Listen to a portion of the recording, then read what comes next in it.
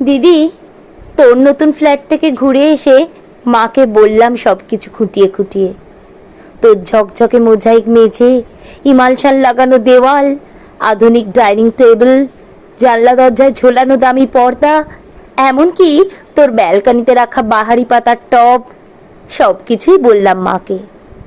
নগেন দত্ত লেনে আমাদের আলো বাতাসহীন একতলার ভাঙা ঘরে বসে মা সব শুনলেন চোখ বুজে। শুনতে শুনতে মার মুখে ফুটে উঠছিল হাসি, আর চোখে আসছিল জল। তোর ব্যালকনিতে দাঁড়ালে ছড়িয়ে থাকা শহরটাকে অনেক দূর পর্যন্ত দেখতে পাওয়া যায়। বসবার ঘরের দেওয়ালে নতুন কেনা একটা সুন্দর পেন্টিং ঘরটাকে কি গাম্ভীর্যে ভরিয়ে তুলেছে, এসব কিছু বললাম মাকে। চোখ বুজে শুনতে শুনতে মার মুখে ফুটে উঠছিল হাসি, আর চোখে আসছিল জল। তোর চেহারাটা আগের চেয়ে অনেক ঝকঝকে সুন্দর হয়ে গেছে, ফর্সা হয়ে গেছিস অনেকটা। যদিও তোর হাসিটা ঠিক ছেলেবেলার মতোই আছে।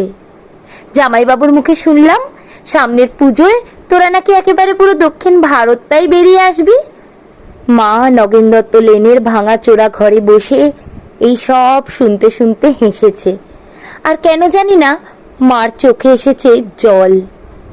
সব কিছুই বলেছি দিদি, শুধু তোর ডাইনিং স্পেসে রাখা দুধ সাদা রঙের ওই ফ্রিজটার কথা মাকে বলিনি। তোর বিবাহ বার্ষিকীর উজ্জ্বল সন্ধ্যায় তুই যখন গা ভর্তি গয়নায় অপরূপা হয়ে ফ্রিজের মাথায় হাত রেখে হাসছিলি, তখন যে তোকে কি দারুণ সুন্দর লাগছিল, মাকে বলিনি সে কথাও। বিবাহ বার্ষিকীর সন্ধ্যায় তোদের আনন্দ উজ্জ্বল অ্যাপার্টমেন্টে তুই আর জামাইবাবু যখন ওই ফ্রিজটার পাশে দাঁড়িয়ে হাসি মুখে মালা বদল করছিলি রসিক বন্ধুদের অনুরোধে, আর ক্যামেরার ফ্ল্যাশ ঝিলিক দিয়ে উঠছিল উপচে পড়া খুশির মতো, তখন ঠিক তখনই দিদি আমার চোখের সামনে স্পষ্ট হয়ে উঠেছিল হাসপাতালের করিডোরে বাবার ভেঙে পড়া মুখটা। ভেতরে মা তখন অপারেশনের পর অচৈতন্য। ডাক্তার এসে বাবাকে বললেন চোখটা বোধহয় আর বাঁচানো গেল না, তাও একবার চেষ্টা করে দেখতে পারেন মাদ্রাজে, যদিও সে অবশ্য অনেক টাকার ব্যাপার। হাড়ি কাটে আটকে পড়া অসহায় পশুর মতো করুণ দেখাচ্ছিল তখন বাবার মুখটা। সিঁড়ি দিয়ে আস্তে আস্তে বাবা আমার কাঁধে হাত রেখে বলেছিলেন, কমলাকে সারা জীবন শুধু দুঃখ কষ্টই দিলাম, সুখ দিতে পারলাম না। আজ ওর চোখ দুটোও চলে গেল, সবই আমার কপাল। দিদি, অনেক দরদস্তুর চাপাচাপির পর তোর বিয়েটা যখন আরো কয়েক ভরি সোনা আর একটা ফ্রিজের দাবিতে আটকে পড়েছিল অনিশ্চয়তার ঘেরা টোপে, বাবা তখন কাউকে না জানিয়ে চড়া সুদে ধার করেছিলেন অনেক অনেক টাকা। সামান্য মাইনের প্রাইভেট কোম্পানির চাকরি করা বাবা বেঁচে থাকতে থাকতে অন্তত একটা মেয়েকে পার করার দুরন্ত আশায় ঝুঁকি নিয়ে ফেলেছিলেন অনেকটা।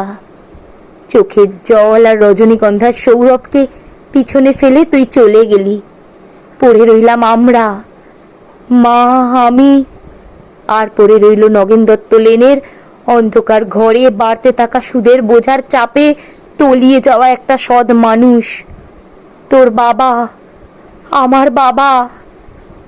দিদি, তোর গা ভর্তি গয়না আর ওই দুধ সাদা ফ্রিজটার কথা মাকে বলা হয়নি কিছুতেই।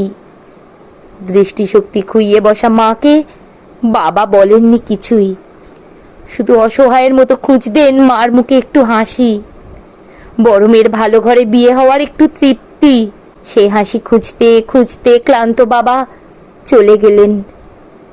এখন নগেন দত্ত লেনের ভাঙা ঘরে বসে মা আর আমি আনন্দেই আছি।